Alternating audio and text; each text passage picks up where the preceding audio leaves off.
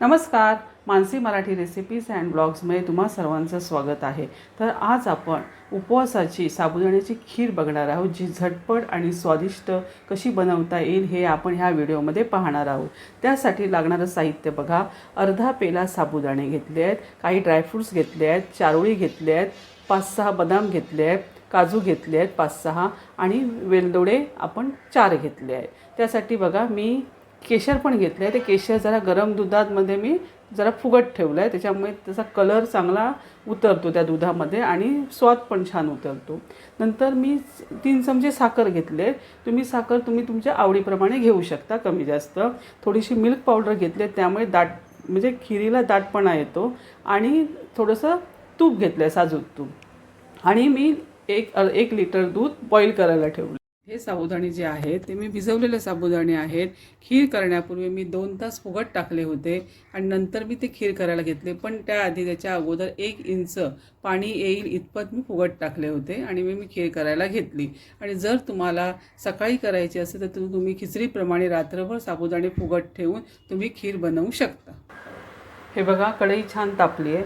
आता मी जे क्रश करून घेतलेले ड्रायफ्रूट्स आहेत ना, मी थोडं आता तुपामध्ये भाजून घेणार आहे।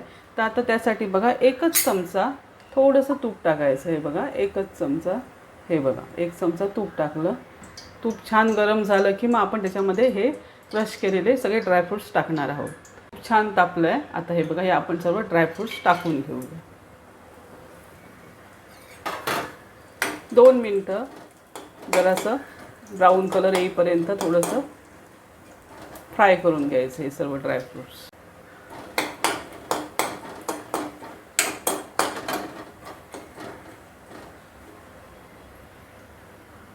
हे बघा, ब्राऊन कलर आलेला आहे। आता मी हे ड्रायफ्रूट्स इथे काढून,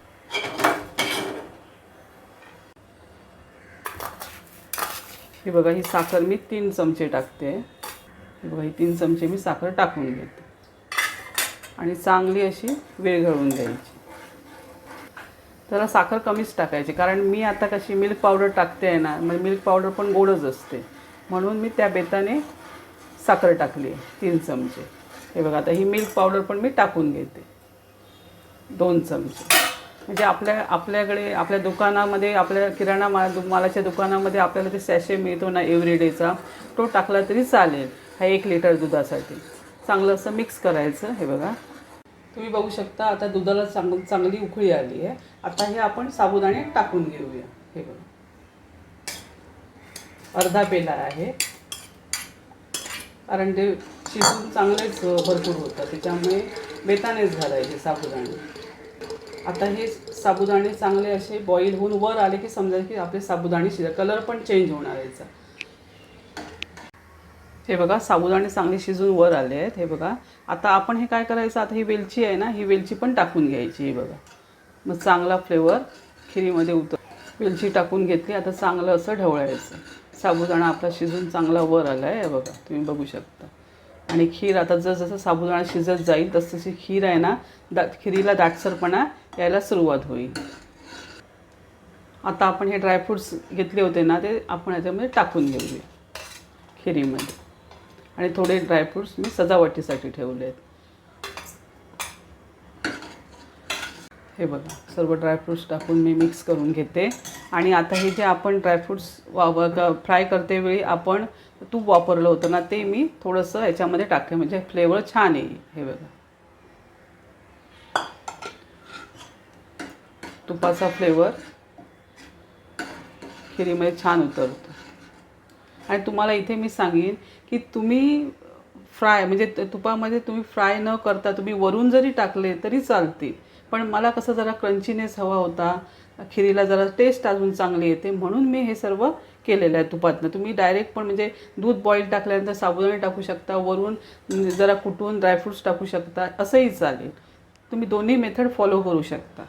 आता हे बघा, चांगली अशी उकळी आली। अशा प्रकारे ही आपली बघा अशी दाटसर आता ती होणारच आहे। जसं जसं ती थंड होईल तसं अजून खिरीला थिकनेसपणा येईल। आता हे बघा, अशा प्रकारे आपली अशी खीर ही अशीच हवी, नॉर्मली आपल्याला अशी पातळसर पाहिजे। हे बघा, आपली ही खीर बनवून साबुदाण्याची रेडी झाली। तर आता हे बघा, तुम्हाला मी दाखवते काय कलर आला आहे बघा, आणि टेक्स्चर पण अप्रतिम आलं आहे। बघा, किती मस्त वाटते बघा. बघू शकता चांगली ग्रेव्ही झाली. आता जशी जशी थंड होईल ना तशी त्याला दाटसरपणा येईलच. हे बघा, अशा प्रकारे ही आपली खीर बनवून रेडी झाली. तुम्हाला आता मी सर्व करून दाखवते. ही बघा, अशा प्रकारे आपली ही खीर बनवून तयार झाली. किती मस्त वाटतं आणि सुगंध तर पसरला आहे बघा, किती छानच. अशी उपवासाची आपली ही झटपट अशी होणारी साबुदाण्याची खीर बनवून रेडी झाली आहे. तुम्हाला आता मी सर्व करून दाखवते. हे बघा, अशा प्रकारे ही आपली साबुदाण्याची उपवासाची खीर बनवून रेडी झाली. जर तुम्हाला व्हिडिओ आवडला असेल तर लाईक, शेअर, सबस्क्राईब करायला मात्र विसरू नका. धन्यवाद.